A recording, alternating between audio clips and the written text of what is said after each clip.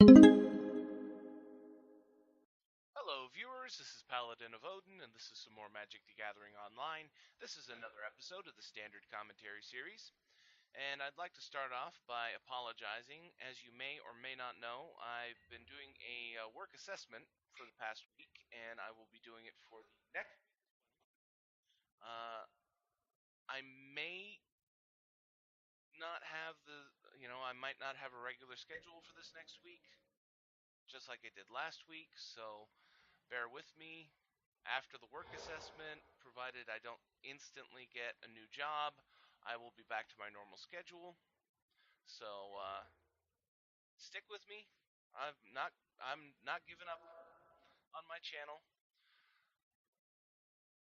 But since I've been gone, Standard has rotated, and so far I haven't noticed a whole lot of changes in deck archetypes, really. Other than Abzan Midrange taking a nosedive in popularity thanks to the hit it took in the rotation. But then again, I haven't seen a whole lot of deck lists from post rotation. So hopefully, after this next week, I can get back to doing my normal schedule and we can just dive right in on all the new deck archetypes or the modifications to existing archetypes. So far, these two kind of looks like Jeskai on top, and really the only new cards are he's playing a lot of new lands. The other side looks pretty much standard for what we were used to before the rotation. He hasn't played a new card yet.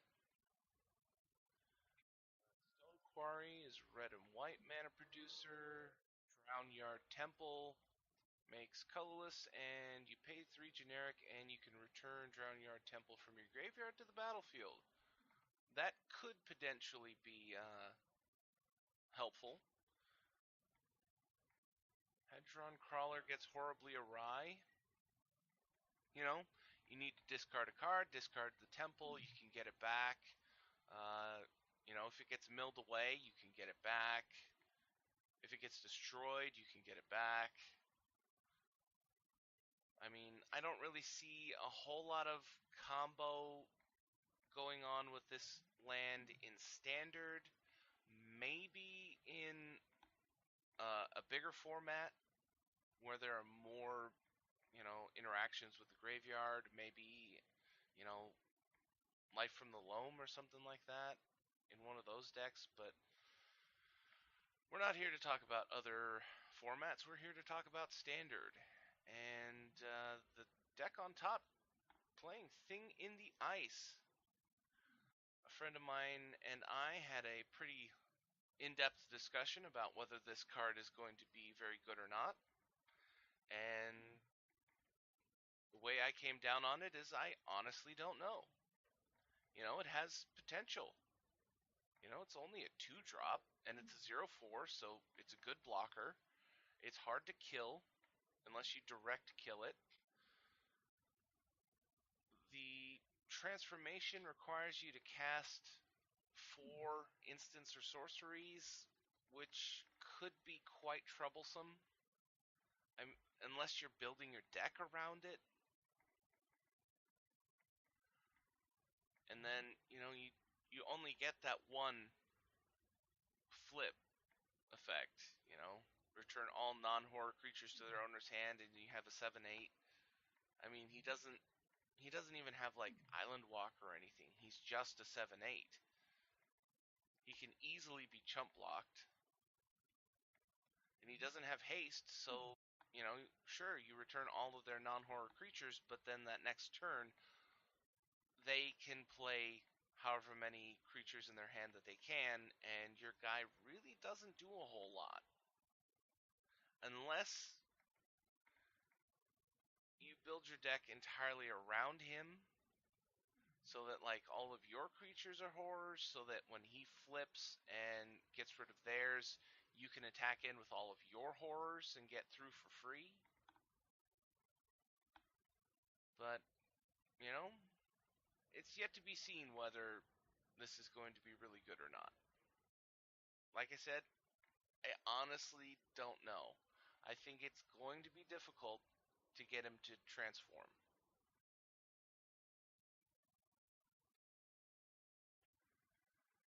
And thanks to my rambling, we covered up the fact that this guy was being really, really slow.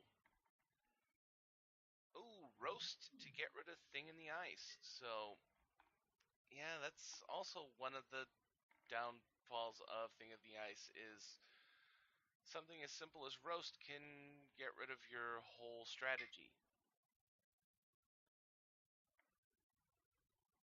Ooh, Nahiri the Harbinger.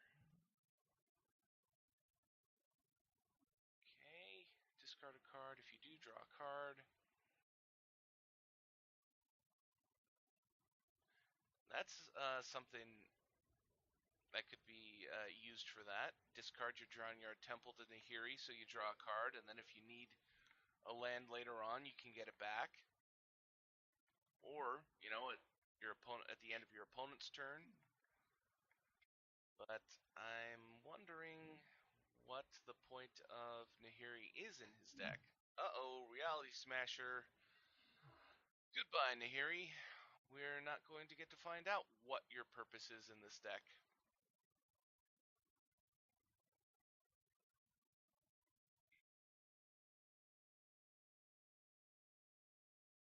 So she goes down.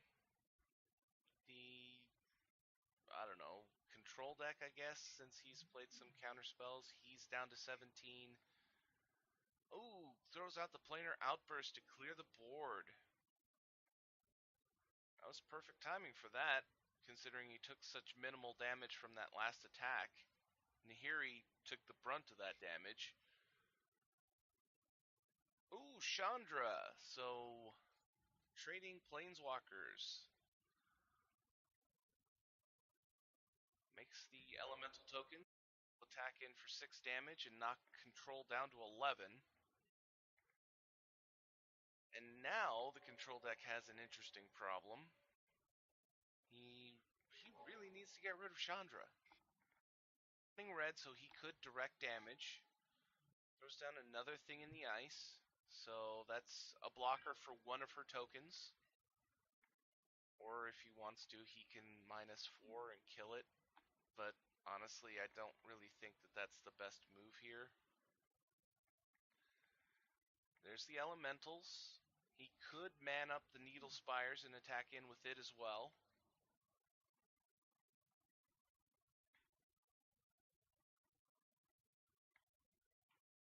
And he is manning up the Needle Spires. And it looks like he's going to go straight into combat. But response from the control side is Fiery Impulse to kill off the Needle Spires. That knocks the counter off of Thing in the Ice.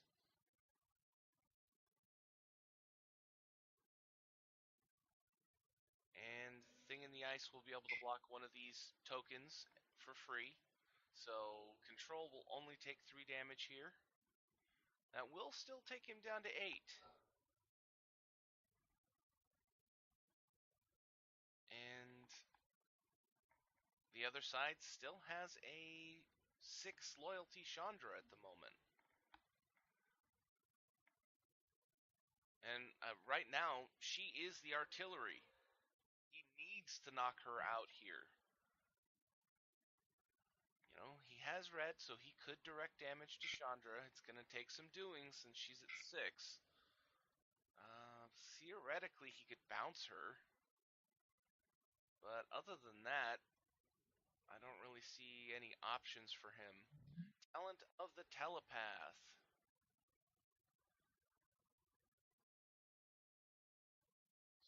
So, instant or sorcery, he finds Roast, Spatial Contortion,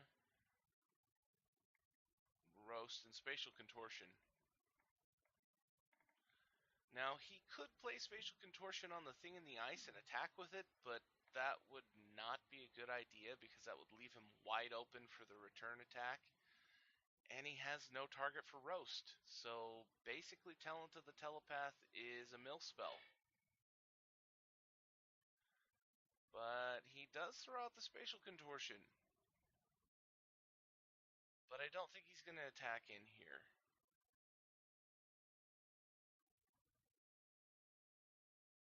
No. He just did that so that he could get the counter off of Thing in the Ice.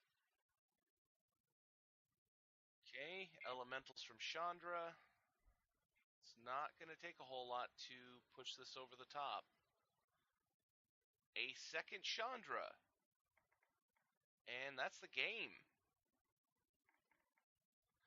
So, interesting deck idea with Thing in the Ice, but it didn't work out.